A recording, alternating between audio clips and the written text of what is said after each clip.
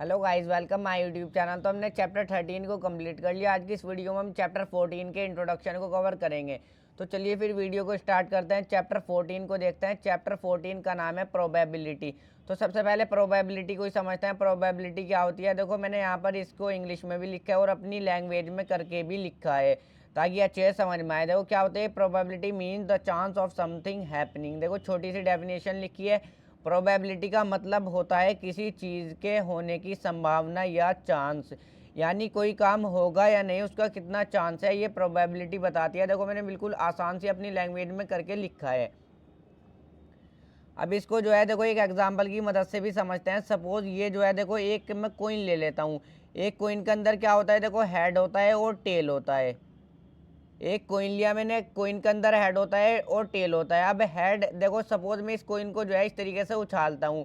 अब हेड आने के कितने चांस है और टेल आने के कितने चांस है, ये बताएगी हमें प्रोबेबिलिटी। तो यही होता है देखो प्रोबेबिलिटी का मतलब। अब एक एग्जांपल को लेते हैं और इसको समझते हैं। देखो सपोज ये जो है एक बैग है और इस बैग के अंदर जो है 1 2 3 4 5 5 बॉल है। अब देखो मैं जो हूँ सपोज इसके अंदर बैग के अंदर रैंडमली हाथ डालता हूँ। इस तरीके से देखो रैंडमली मैं इस बैग के अंदर हाथ डालता हूँ और एक बॉल को निकाल लेता हूँ। अब कितने चांस है वो बॉल जो है रेड हो या फिर कितने चांस है वो बॉल जो है ब्लैक हो, यानी कि रेड बॉल के लिए क्या प्रोबेबिलिटी होगी और ब्लैक बॉल के लिए क्या प्रोबेबिलिटी होगी। अब देखो किस तरीके से, ये हम किस तरीके से पता करेंगे, ये हमें बताएगी प्रोबेबिलिटी। तो प्रोबेबिलिटी ऑफ रेड बॉल। अब देखो मैंने रैंडमली हाथ डाला और एक बॉल निकाल ली। अब कितने चांस है, यानी कि कितनी संभावना है कि वो बॉल जो हो रेड हो। रेड बॉल आने के लिए, रेड बॉल के लिए क्या प्रोबेबिलिटी होगी। तो किस तरीके से निकालेंगे हम, देखो पहले तो हम टोटल बॉल लिखेंगे नीचे अपॉन में हमेशा। टोटल बॉल कितनी है, देखो 1 2 3 4 5 5 बॉल है। और ऊपर जो है ना हम रेड बॉल को लिखेंगे। रेड बॉल कितनी है 1 2 3, यानी कि 3 बॉल है। ये हो गया हमारी रेड बॉल के लिए प्रोबेबिलिटी। इसको जो है इस तरीके से भी समझ सकते हो, यानी कि जब 5 बार हाथ डालोगे तो 5 बार में से 3 बार तो हमारी रेड बॉल ही आएगी, क्योंकि 3 रेड बॉल है। इस तरीके से भी इसको समझ सकते हो। अब देखो ब्लैक बॉल के लिए क्या प्रोबेबिलिटी होगी, प्रोबेबिलिटी ऑफ ब्लैक बॉल। तो यहाँ पर लिखता हूँ ब्लैक बॉल। अब ब्लैक बॉल के लिए क्या प्रोबेबिलिटी होगी, देखो ब्लैक बॉल कितनी है, पहले तो अपॉन में तो लिखेंगे टोटल बॉल 1 2 3 4 5 5 लिख दो अपॉन में। और ऊपर लिखेंगे हम 2। देखो 2 ब्लैक बॉल है तो ऊपर आ जाएगा हमारा 2। तो ब्लैक बॉल के लिए ये प्रोबेबिलिटी हो जाएगी, यानी कि 5 बार में से 2 बार तो हमारी ब्लैक बॉल ही आएंगी। और रेड बॉल के लिए क्या प्रोबेबिलिटी, 5 बार में से देखो 3 है ना रेड बॉल, तो 3 बार तो हमारी रेड बॉल ही आएंगी। इसी तरीके से 5 बार में से 2 तो हमारी ब्लैक बॉल ही आएगी। ब्लैक बॉल के लिए ये प्रोबेबिलिटी, रेड बॉल के लिए ये प्रोबेबिलिटी। देखो बिल्कुल आसान है फाइंड आउट करना। ये मैंने फॉर्मूला भी लिख दिया। देखो प्रोबेबिलिटी ऑफ एन इवेंट, इसको किस तरीके से पढ़ेंगे, probability of an event equal होगा number of favourable outcome upon में टोटल नंबर ऑफ आउटकम्स। देखो फेवरेबल आउटकम, यानी कि देखो फेवरेबल आउटकम पहले रेड बॉल को हमने लिखा कितनी है 3 है। अपॉन में लिखा हमने टोटल नंबर ऑफ आउटकम, यानी कि अपॉन में हमने लिखी टोटल बॉल। टोटल बॉल 5 है, दोनों के अपॉन में हमने 5 5 लिखा। इस तरीके से हमने किया। अब देखो मूव करते हैं, टाइप्स ऑफ इवेंट्स को समझते हैं। अब तो टाइप्स ऑफ इवेंट में फर्स्ट पॉइंट है इम्पॉसिबल इवेंट। इसको समझते हैं, देखो एग्जांपल की मदद से समझते हैं। सपोज ये जो है एक बैग है और इस बैग के अंदर जो है 6 ब्लैक बॉल है, 6 ब्लैक बॉल है। अब देखो मैं आपसे पूछूं कि इस बैग के अंदर से एक बॉल निकालो रैंडमली, और फिर मैं आपसे पूछूं कि जो है रेड बॉल निकलने के कितने चांस है। देखो इस बैग के अंदर जो है 6 ब्लैक बॉल है। मैं आपसे कहूँ इस बैग के अंदर से जो है रैंडमली हाथ डालो एक बॉल को निकालो, और मैं आपसे पूछूं कि रेड बॉल निकलने के कितने चांस है, यानी कि रेड बॉल के लिए क्या प्रोबेबिलिटी है। अब देखो जब इस बैग के अंदर रेड बॉल है ही नहीं तो रेड बॉल निकलेगी भी नहीं, यानी कि 0% चांस है। तो इसकी प्रोबेबिलिटी किस तरीके से हम निकालेंगे, probability of red ball, probability of red ball. अब देखो यहाँ पर पहले लिख दो total number of outcome. Total ball कितनी है 1 2 3 4 5 6, 6 है तो 6 लिख दो। ऊपर लिख दो फेवरेबल आउटकम। अब रेड बॉल कितनी है, रेड बॉल तो एक भी नहीं है, यानी कि 0 है। अब 6 को डिवाइड करोगे 0 तो रिजल्ट में हमें 0 मिलेगा, यानी कि इम्पॉसिबल इवेंट की जो प्रोबेबिलिटी होती है वो 0 होती है। यहाँ पर हमें इस पॉइंट को समझना है। अब देखो श्योर या फिर सर्टेन इवेंट को समझते हैं। इसको भी एग्जांपल की मदद से समझाऊंगा। सपोज ये जो है देखो एक बैग है, इसी को एग्जांपल को ले लो, और इसके अंदर जो है 6 ब्लैक बॉल है। मैं आपसे कहूँ इस बैग के अंदर रैंडमली हाथ डालो और एक बॉल को निकालो, और फिर मैं पूछूं कि ब्लैक बॉल निकलने के कितने चांस हैं, यानी कि रेड ब्लैक बॉल के लिए क्या प्रोबेबिलिटी है। अब देखो जब इस बैग के अंदर 6 की 6 ब्लैक बॉल है तो इस बैग के अंदर से फिर ब्लैक बॉल ही निकलेगी, यानी कि श्योर है, हम पक्का है कि ब्लैक बॉल ही निकलेंगी, क्योंकि जब 6 की 6 ब्लैक है। इस बैग के अंदर रैंडमली हाथ डालो और एक बॉल को निकालो, मैं पूछता हूँ कि ब्लैक बॉल निकलने के कितने चांस हैं। अब जब इस बैग के अंदर सारी ब्लैक बॉल है तो 100% चांस है कि ब्लैक बॉल ही निकलेगी। तो इसकी प्रोबेबिलिटी किस तरीके से निकालेंगे, probability of black ball is equal to, अब देखो टोटल नंबर ऑफ आउटकम कितनी है, टोटल बॉल कितनी है 6 है, तो अपॉन में 6 लिख दो। फेवरेबल आउटकम कितने हैं, ब्लैक बॉल कितनी है, ब्लैक बॉल के लिए देखो प्रोबेबिलिटी निकाल रहे हैं, ब्लैक बॉल भी हमारी 6 ही है तो 6 ही लिख दो, 6 1 जा 6। तो देखो श्योर या फिर सर्टेन इवेंट की जो प्रोबेबिलिटी होगी वो 1 होगी। यहाँ पर से हमें एक पॉइंट को भी समझना है, जो हमारी प्रोबेबिलिटी होती है वो 0 और 1 के बीच में होती है। देखो 0 भी हो सकती है, 1 भी हो सकती है, और इनके बीच में होगी, इससे बाहर नहीं जाएगी। अब देखो कुछ पॉइंट को ध्यान से समझो, जैसे हमारी जो प्रोबेबिलिटी होगी वो कभी भी नेगेटिव नहीं होगी, यानी कि माइनस में नहीं होगी। जैसे देखो -2 हमारी कभी भी प्रोबेबिलिटी नहीं होगी, -8 भी हमारी प्रोबेबिलिटी नहीं होगी।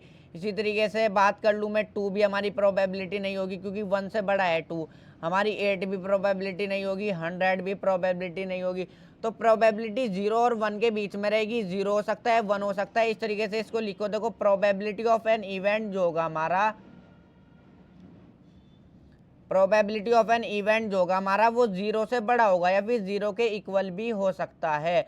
और देखो हमारा जो है और 1 से छोटा होगा या फिर 1 के इक्वल भी हो सकता है, यानी कि 0 और 1 के बीच में रहेगा। 0 भी हो सकता है, 1 भी हो सकता है, और इनके बीच में रहेगा प्रोबेबिलिटी ऑफ एन इवेंट, इनके बीच में रहेगी। देखो मैंने समझा दिया है यहाँ पर।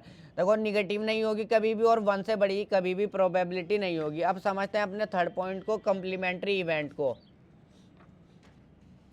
अब देखो कॉम्प्लीमेंट्री इवेंट को पहले एक एग्जांपल की मदद से समझाता हूँ क्या होता है। देखो अगर बारिश होगी, एक इवेंट है, इवेंट को एक तरीके से घटना बोल सकते हो। अगर बारिश होगी एक इवेंट है, और बारिश नहीं होगी उसका कॉम्प्लीमेंट्री इवेंट है। अब देखो यहाँ पर समझो इसको जो है, इसमें सिर्फ हमें एक पॉइंट को ही समझना है। कॉम्प्लीमेंट्री इवेंट में हमें क्या समझना है, एक पॉइंट को ही समझना है। देखो अगर किसी चीज़ के होने की प्रोबेबिलिटी, किसी इवेंट की होने की संभावना प्लस में उसी चीज़ के ना होने की संभावना, बार का क्या मतलब है, यानी कि उसी चीज़ के ना होने की संभावना जो होगी वो हमेशा 1 के इक्वल होगी। देखो इसका भी एक एग्जांपल दूंगा और अच्छे से समझाऊंगा। क्या बताया, देखो मैंने आपको किसी चीज़ के होने की प्रोबेबिलिटी प्लस में उसी चीज़ के ना होने की प्रोबेबिलिटी जो होती है वो 1 के इक्वल होती है। देखो एग्जाम्पल की मदद से समझते हैं। सपोज ये जो है देखो एक बैग है, इस बैग के अंदर 1 2 3 4 5 6 रेड बॉल है, 6 रेड बॉल है, और 1 2 3 4 जो है हमारी वो ब्लू बॉल है। अब देखो इस बैग के अंदर जो है, मैं आपसे कहूँ रैंडमली हाथ डालो और एक बॉल को निकालो, और मैं पूछूं कि कितना % चांस है कि वो बॉल जो है ब्लू ना हो। देखो मैंने क्या बोला, ब्लू ना हो। कितना % चांस है कि वो बॉल जो है ब्लू ना हो, यानी कि ब्लू बॉल के लिए, नॉट ब्लू के लिए प्रोबेबिलिटी पूछूं अगर। देखो आपने जो है रैंडमली हाथ डाला और एक बॉल को निकाल लिया। अब मैं पूछूं कि कितना % चांस है कि वो जो बॉल है वो ब्लू ना हो हमारी, यानी कि ब्लू नहीं होनी चाहिए। कितना % चांस है, यानी कि नॉट ब्लू के लिए हम प्रोबेबिलिटी को किस तरीके से फाइंड आउट करेंगे, यहाँ पर हम सीखेंगे किस तरीके से फाइंड आउट करेंगे। तो देखो सबसे पहले हम जो है ब्लू बॉल के लिए प्रोबेबिलिटी को निकाल लेंगे। ब्लू बॉल के लिए प्रोबेबिलिटी को किस तरीके से निकालेंगे, देखो मैंने पीछे सिखा दिया आपको। ब्लू बॉल के लिए प्रोबेबिलिटी को निकालेंगे सबसे पहले। तो ब्लू बॉल के लिए प्रोबेबिलिटी क्या होगी, देखो सबसे पहले अपॉन में लिख दो total number of outcome, 1 2 3 4 5 6 7 8 10 ball है देखो टोटल। तो टोटल लिख दो 10 बॉल है हमारी, टोटल नीचे अपॉन में आ जाएगा। अब ब्लू बॉल कितनी है, देखो ब्लू बॉल के लिए हम निकाल रहे हैं प्रोबेबिलिटी। तो ब्लू बॉल कितनी है, 1 2 3 4 है, तो यहाँ पर जो है 4 को लिख दो। अब इसको काट दो, 2 2 ज़ा 4 और 2 5 ज़ा 10, तो हमारा जो है 2/5 आ गया। ये आ गई हमारी ब्लू बॉल के लिए प्रोबेबिलिटी। अब हमें यहाँ पर निकालनी है the probability that the ball is not blue, not blue के लिए निकालनी है, यानी कि कितना चांस है कि वो बॉल जो है ब्लू ना हो, जो हमने निकाली वो किस तरीके से निकालेंगे। अब देखो मैंने बता दिया, देखो किसी इवेंट की होने की घटना प्लस में ना होने, उसी इवेंट की ना होने की घटना 1 के इक्वल होती है, इसी फॉर्मूले का यूज होगा। तो देखो यहीं पर को समझा देता हूँ मैं। यहाँ पर इसको ना होने का, देखो बार मीन्स होता है ना होने का, तो किस तरीके से नॉट बिलू के लिए किस तरीके से निकालेंगे, यहाँ पर लिखो बिलू बॉल, BLUE बिलू बॉल, और इसके ऊपर जो है बार लगा दो, यानी कि बिलू बॉल ना होने के। अब हम प्रोबेबिलिटी को निकाल रहे हैं कि नॉट बिलू के लिए निकाल रहे हैं अब हम प्रोबेबिलिटी को। पहले बिलू बॉल की प्रोबेबिलिटी को निकालेंगे, उसके बाद ही निकल सकती है हमारी नॉट बिलू के लिए। तो पहले देखो इसी फॉर्मूले को थोड़ा सा यहीं पर ही रखता हूँ मैं, PE को इधर रखता हूँ, PE बार को, और इस PE इस वाली इवेंट को यानी कि होने वाली इवेंट को मैं इधर भेज देता हूँ, तो ये इधर प्लस का इधर जाके माइनस का बन जाएगा। तो देखो यहाँ पर कोई भी परेशानी नहीं होगी, बस मैंने इसको इधर भेज दिया तो ये माइनस का बन गया। अब मुझे नॉट बिलू के लिए निकालनी है, तो नॉट बिलू के लिए यहाँ पर बिलू बॉल इस तरीके से लिख लो, बिलू बॉल, और इस पर जो है बार लगा लो, यानी कि ये हम निकाल रहे हैं नॉट बिलू के लिए। तो किस तरीके से निकालेंगे, बस 1 में से माइनस कर दो ये जो हमने बिलू बॉल के लिए प्रोबेबिलिटी को निकाला, यानी कि जो हमने निकाला देखो मैंने बता दिया होने की, देखो किसी चीज़ के होने की प्रोबेबिलिटी प्लस में उसी चीज़ के ना होने की प्रोबेबिलिटी। अब हमने होने की प्रोबेबिलिटी तो निकाली, यानी कि बिलू बॉल हो वो, उसकी तो प्रोबेबिलिटी निकाल ली। अब हमें निकालनी है ना होने की, तो ना होने की निकालने हैं कि नॉट बिलू के लिए प्रोबेबिलिटी, तो 1 में से माइनस कर दो ये जो हमने होने की निकाली बिलू बॉल के देखो हमने क्या निकाली बिलू बॉल के लिए प्रोबेबिलिटी 2/5, तो इसमें से 1 में से माइनस कर देंगे 2/5 को। तो देखो यहाँ पर इसको जो है सॉल्व करता हूँ साइड में को, क्या है मेरा 1 माइनस में 2/5 है ये, तो इसको जो है देखो LCM आ जाएगा यहाँ पर से 5, 1 को डिवाइड करेंगे 5 से, 5 5 1 5, तो 5 मिल जाएगा। 5 को डिवाइड करेंगे 5 से, 1 1 की मल्टीप्लाई 2 में, तो 2 मिल जाएगा। 5 माइनस 2 कितना हो जाएगा, 3 हो जाएगा हमारा, और अपॉन में 5, ये आ जाए, ये हो जाएगी हमारी नॉट बिलू के लिए प्रोबेबिलिटी। देखो किस तरीके से निकालेंगे, सब बिल्कुल आसान है। पहले बिलू बॉल के लिए प्रोबेबिलिटी को निकाल लो, ये हमने निकाल ली, उसके बाद जो है 1 में से माइनस कर दो होने वाली प्रोबेबिलिटी को, उसके बाद नॉट बिलू की आ जाएगी। देखो पहले बिलू बॉल के लिए जो प्रोबेबिलिटी निकाली उसको जो है 1 में से माइनस कर दो, तो नॉट बिलू के लिए आ जाएगी। बिल्कुल आसान है, इस वाले फॉर्मूले का मैंने यूज़ किया। अब समझते हैं एलिमेंट्री इवेंट को। देखो ना भी समझ में आया हो तो इंट्रोडक्शन एक्सरसाइज में 6 समझ में आ जाएगा, थोड़ा बहुत भी समझ में आया हो कोई बात नहीं। अब समझते हैं एलिमेंट्री इवेंट को। एलिमेंट्री इवेंट क्या होता है, देखो एक डाइस का एग्जाम्पल ले लेता हूँ। डाइस में जो होते हैं वो 6 नंबर होते हैं। डाइस में कितने नंबर होते हैं, 6 नंबर होते हैं। देखो लूडो को दाने की बात कर रहा हूँ मैं, उसके अंदर जो होते हैं वो 6 नंबर होते हैं। हम उसको इस तरीके से फेंकते हैं, 6 में से कोई सा भी नंबर आ जाता है। अब अगर मैं आपसे पूछूं कि 2 आने, देखो मैं दाना लेता हूँ, सपोज डाइस लेता हूँ और उसको जो है इस तरीके से फेंकता हूँ, मैं पूछता हूँ कि 2 आने के कितने चांस हैं, तो 2 आने के लिए 2 के लिए क्या प्रोबेबिलिटी होगी, तो 2 के लिए क्या प्रोबेबिलिटी होगी, प्रोबेबिलिटी ऑफ 2। अब देखो 2 जो है वो सिर्फ एक ही बार आ सकता है। 2 कितनी बार आ सकता है, एक ही बार आ सकता है, यानी कि फेवरेबल आउटकम 2 जो है वो सिर्फ एक ही बार आ सकता है। और टोटल नंबर ऑफ आउटकम कितने हैं, 1 2 3 4 5 6, तो 6, ये हो जाएगी 2 के लिए प्रोबेबिलिटी। अब देखो एक और एग्जांपल ले लेता हूँ, मैं आपसे पूछता हूँ कि 4 आने के लिए, अब मैं दाने को इस तरीके से फेंकता हूँ, मैं पूछता हूँ कि 4 आने के कितने चांस है। अब 4 भी हमारा देखो 6 में से सिर्फ एक ही बार आ सकता है, तो 1 upon total number of outcome 6 लिख दो, जिसमें भी हमारे आउटकम जो होगा वो सिर्फ एक होगा। देखो यहाँ पर ध्यान से समझो, जिसमें भी हमारा जो है आउटकम जो होगा वो एक होगा, 1 होगा, यानी कि आउटकम देखो 2 जो है सिर्फ एक ही बार आएगा। अब दाने में 6 में से सिर्फ दाने में एक ही बार आएगा ना, जिसमें भी आउटकम एक बार आएगा तो उसको हम बोलेंगे एलिमेंट्री इवेंट। मैंने क्या बताया, जिसमें हमारा एक आउटकम होगा, 1 आउटकम होगा, देखो उसको हम बोलेंगे एलिमेंट्री इवेंट। कंपाउंड इवेंट इसका उल्टा है, जिसमें 2 से ज़्यादा आउटकम होंगे। देखो डाइस का ही मैं एग्जाम्पल ले लेता हूँ, सपोज 1 2 3 4 5 6 नंबर होते हैं। डाइस का ही मैं एग्जाम्पल ले लेता हूँ। अब मैं डाइस को इस तरीके से फेंकता हूँ और मैं आपसे पूछता हूँ कि इवन नंबर आने का कितना चांस है। अब इवन नंबर में तो हमारा 2 भी आ सकता है, 4 भी आता है, इवन नंबर में 6 भी आता है। इवन नंबर आने का कितना चांस है, तो प्रोबेबिलिटी ऑफ इवन नंबर,